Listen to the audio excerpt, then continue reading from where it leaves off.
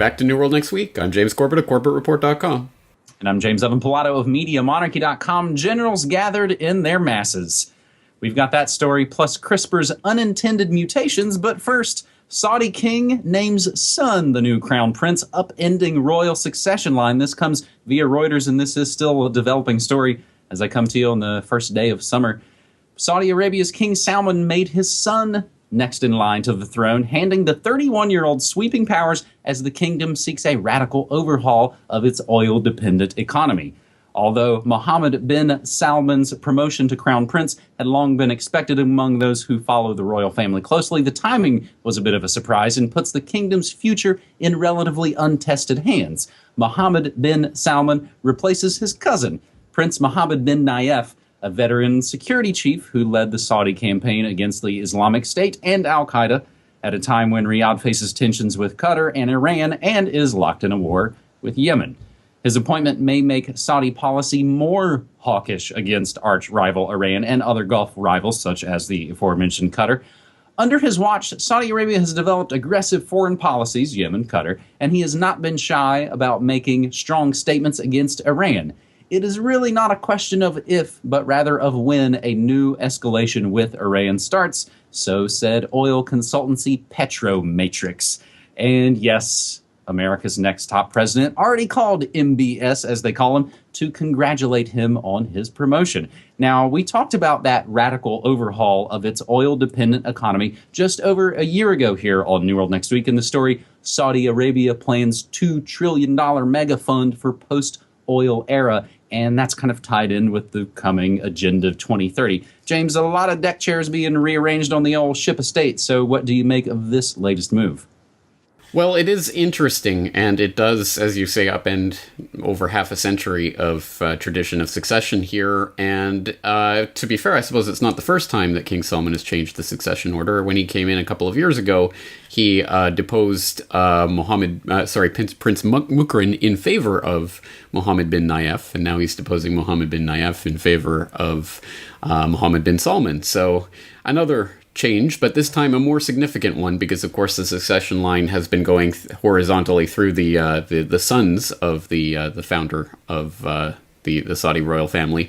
Now they're moving on to the grandchildren generation, so they're moving down a generation. This means that if and when King Salman kicks the bucket, there will be a exceptionally young king in charge of the country for the first time in a very long time, and with potentially decades ahead of him to rule the country and implement his Saudi Vision 2030. And you mentioned that before. In fact, he was the one who wrote Saudi Vision 2030. He was the architect of it, and I will put a link in to Al Arabiya, where they have the full text of Saudi Arabia's Vision 2030, where you can read all of the ambitious things that he's written about that he wants to bring about in the next 10 years or so in the Saudi kingdom. But I think probably the most important thing to note is that MBS was the defense minister, or is the defense minister, who is the architect of the Yemen war, which no matter which way you look at it, even if you are a Saudi thinking about Saudi's interests and those, fighting that proxy war against Iran, because that's what we know it's all about, blah, blah, blah.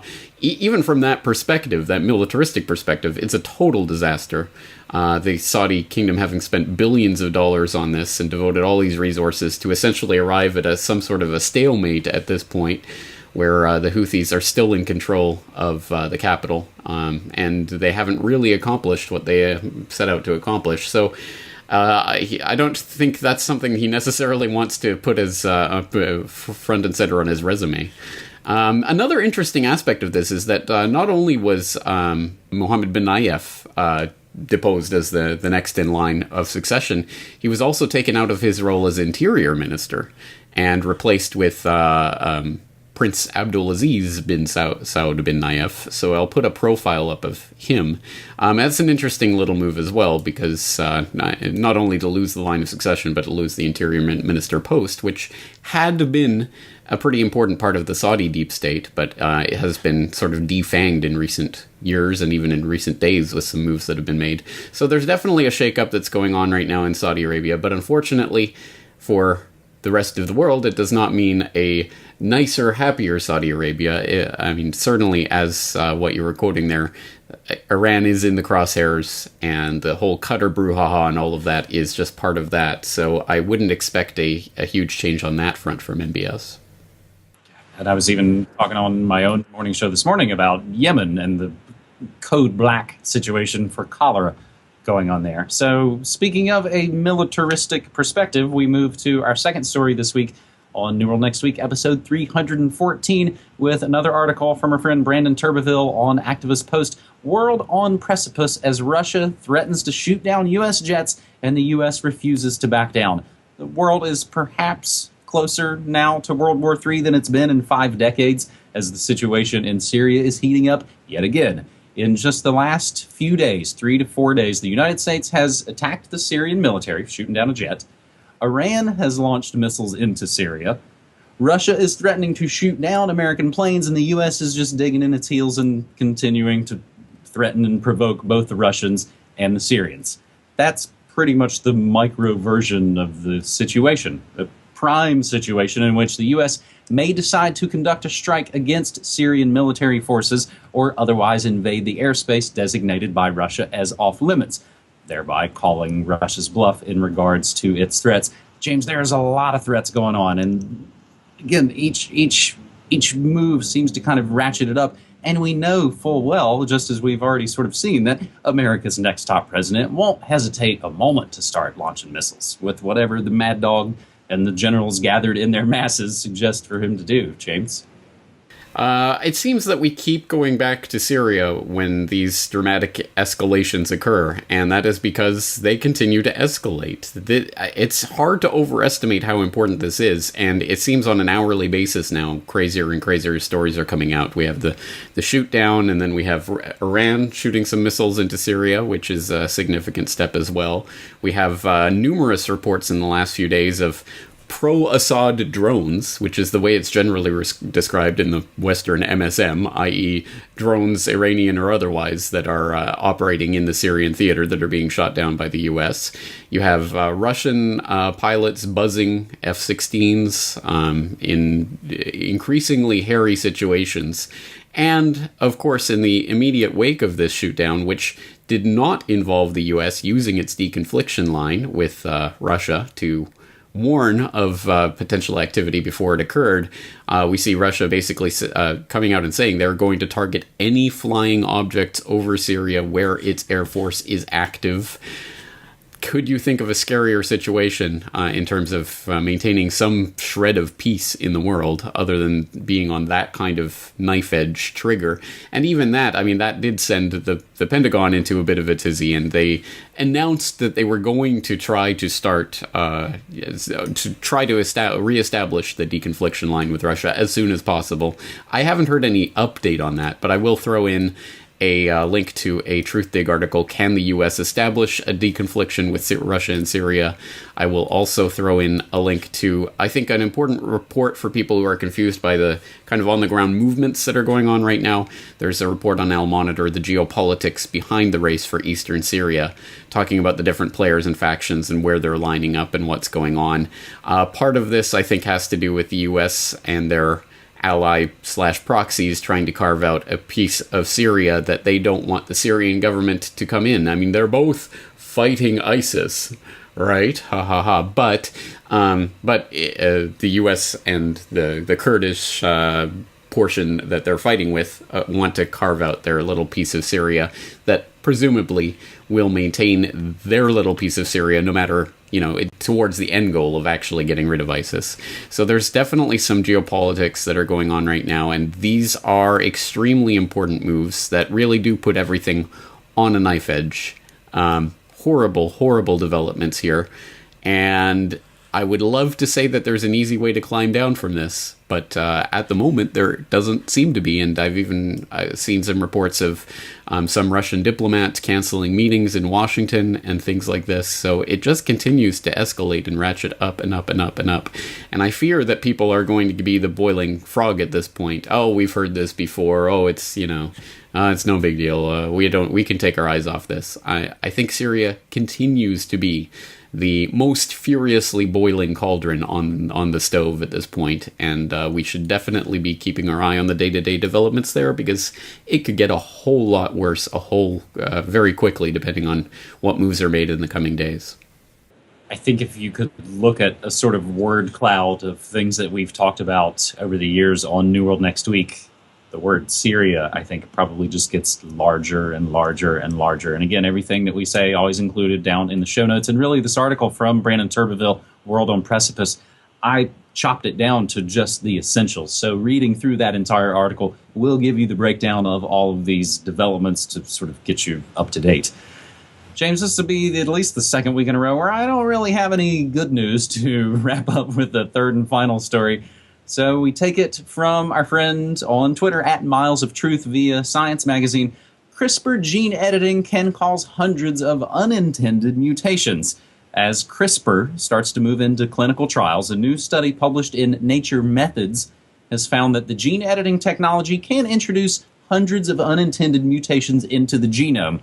Quote, "We feel it's critical that the scientific community consider the potential hazards of all off-target mutations caused by CRISPR, including single nucleotide mutations and mutations in non-coding regions of the genome," says co-author Stephen Zhang. The first clinical trial to deploy CRISPR is now underway in China, and a U.S. trial is slated to start next year. But even though CRISPR can precisely target specific stretches of DNA, it sometimes hits other parts of the genome. So that's what they're talking about in non-coding regions. And this is what we've talked about in the past about GMOs.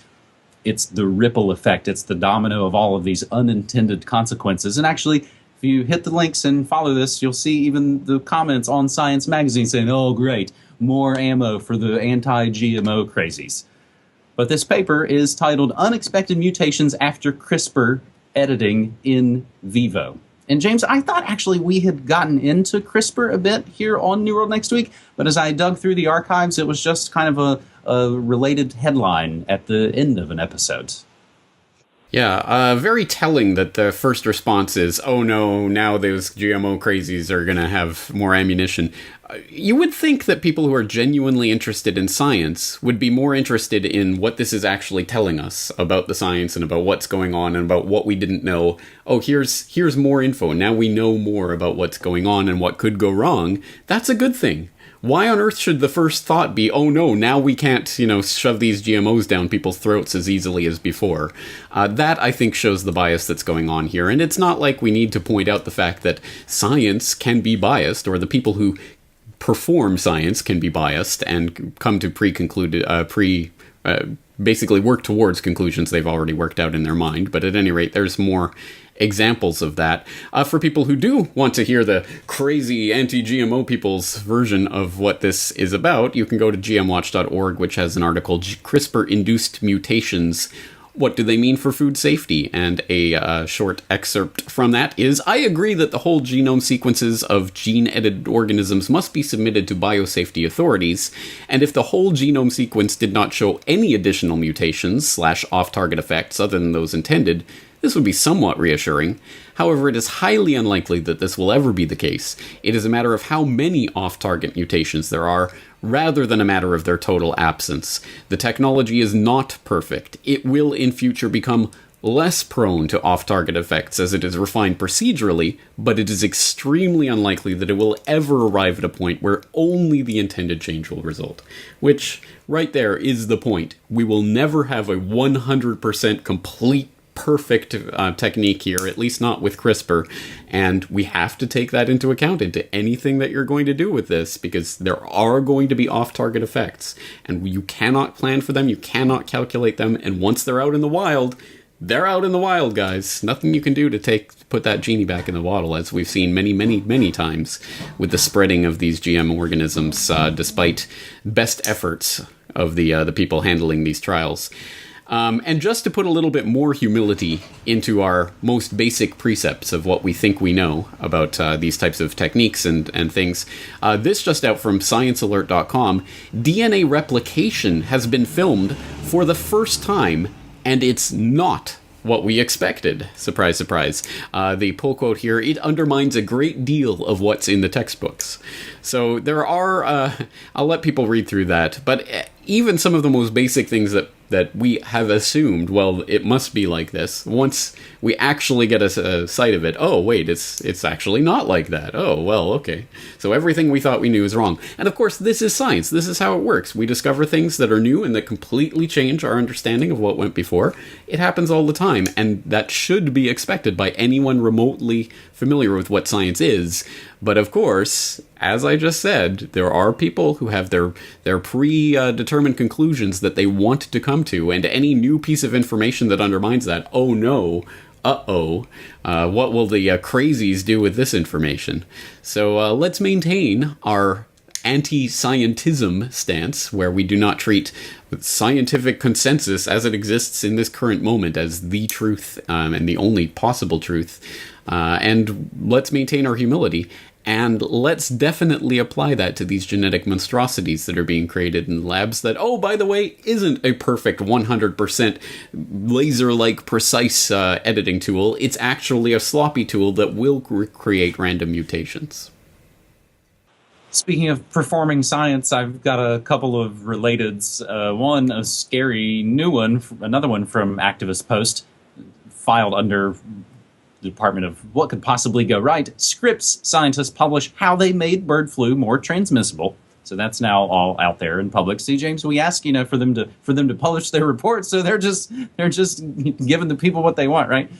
The other is a flashback to something I reported on last fall, and it's in the Media Monarchy archives, and it came again from Science Magazine.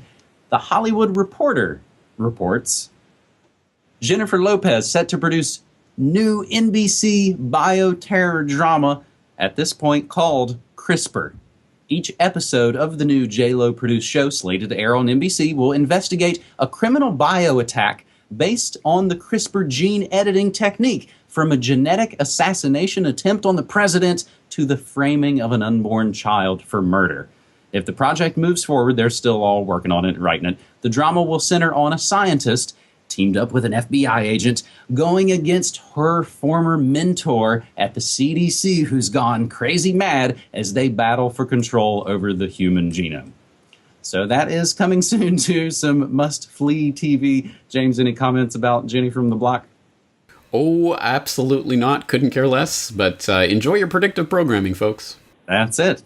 Coming soon to a boob tube near you. So there is a little bit of good news I can use to wrap up this episode, and that's the latest episode of the spinoff from New World Next Week, and it's called Good News Next Week. Some of the ways that we are winning in solutions-oriented stories. I call it You Gotta Fight for Your Right to Repair, and it gets into homeless beekeeping, the right to repair movement, and the seed destructor. So you can find all of that down in the links below. And again, as we always like to say at the end of this episode, this is independent, non-commercial alternative media brought to you by you. And you can support our work at MediaMonarchy.com/support and CorbeReport.com/support. Easy for you to say.